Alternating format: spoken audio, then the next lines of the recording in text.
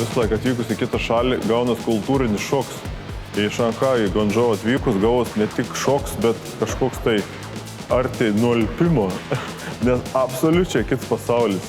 Tikrai matosi, kad čia yra visiškai kita šalis, kita kultūra, kitoks maistas. Automobiliai, visi elektriniai, daugelis dalykų nustebino, ko pas mus nėra ir galbūt nematė. Tai įspūdžiai neišdildomi.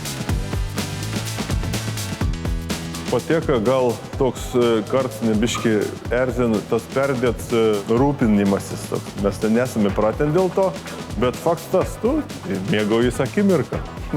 Kaip sako, nieko netrūko, o buvo stipriai per daug. CF Moto Classics. Tai CF Moto ne tik, kad reiškia rūpinasi savo klientais, kad jie būtų patenkinti naudodami tą techniką jų, ne vien tik tai pardavimais, kaip sakant, bet kuria tokią bendruomenę. Ir CF Moto Classics buvo kaip tokių klientų pagerbimas, kurie jau yra ilgą kelią kartu nuėję su šita technika jų gamybos, nuo pat pirmųjų jų gaminių. Ir iš viso pasaulio buvo atrinkta keletą žmonių. Iš Lietuvos Andrius Petryla, kuris gavo kaip ir prizą, kaip ir pagerbimą tokį, kad yra jau nuėjęs ilgą kelią kartu su CF Moto. Nesitikėjau, kad žmonės ant tiek atsidavę darbui taip pasistengtų sutikti visus ir išlaikyti visą tą euforiją visiems dalyviams ir ne tik taip nugalėtojams, bet ir visiems lydintiems personalui.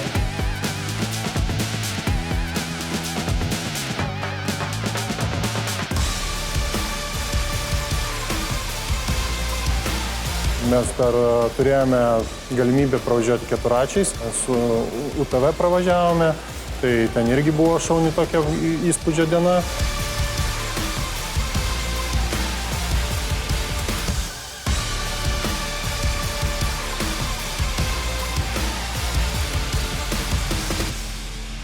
Buvo tikrai pilnai išpildyta ta pati svajonė, o papildoma diena muziejuje, kai ten buvo iš vis kosmosas, nežinau, labai gražu, pačiam labai patiko.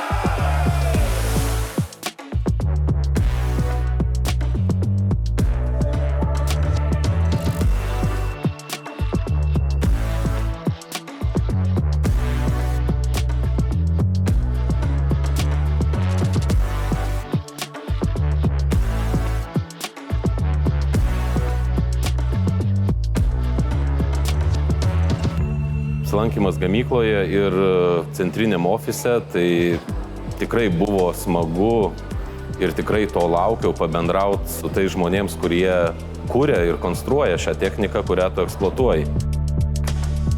Kas maloniai nustebino ar maloniai nuteikė tiem inžinieriams, tiem žmonėms, kurie konstruoja šią techniką, buvo labai svarbu išgirsti jų klientų įspūdžius ir patarimus dėl jų technikos. Vis viena, gali apie tuos dalykus papasakoti ir labai gerų dalykų, bet gali ir papasakoti tokių dalykų, kuriuos reikėtų galbūt patobulinti arba pakeisti ar kažką norėtųsi, kad būtų šitaip, o ne kitaip. Gamykla padarė įspūdį tokį, kad labai stengiasi. Tai buvo stereotipiškas kažkoks tai tonuoja viduje, kažkoks stereotipinis toks, kažin kaip čia, o kai gyvai pamatai, tai matas, kad labai stengiasi žmonės. Ir paklausinėjus tokių gudrių techninių dalykų, buvau nustebęs, kad labai pradėjo naudoti medžiagas, tokias techninės. Darbą imkiam, sukūrėm sistemą, nėra palaida ir ji labai griežta kontroliuojama. Tas labai griežta, nestau su bizūn, kaip dauguma juokauja. Tiesiog žmonės mėgsta savo darbą, matos, ateina padaryti darbą gerai.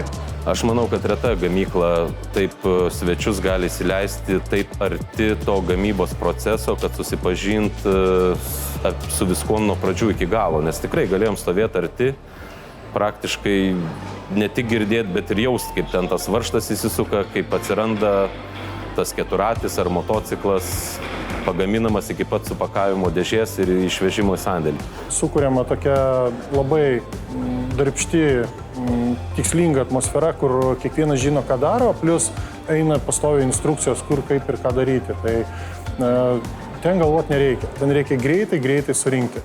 Tai šitoje vietoje labai nustebino, kad yra universalios konvejerinės linijos. kad patikimesnį sakyti, apie techniką, kur žinomi brandai yra iš čia pat kilę, tik tai su kitoj pavadinimu. O CEFS man vis laiką toks simpatijais darė, nes apie technikas dalyką ne iš draugo sužinai, o anas ardydams. Tai aš kaip nemažai vardys matęs, kaip viskas susided. Patikimums atein per laiką ir tas laiks rodo, kad gamyba plečiasi, labai didelis kiliems užsakymų. Reiškia, maistas skanus, jeigu jį valgo. Na, aš manau, tai skatina eiti dar toliau, laukti naujų modelių, ką išleis, juos įsigyti, bandyti ir patirti dar daugiau su CF Moto.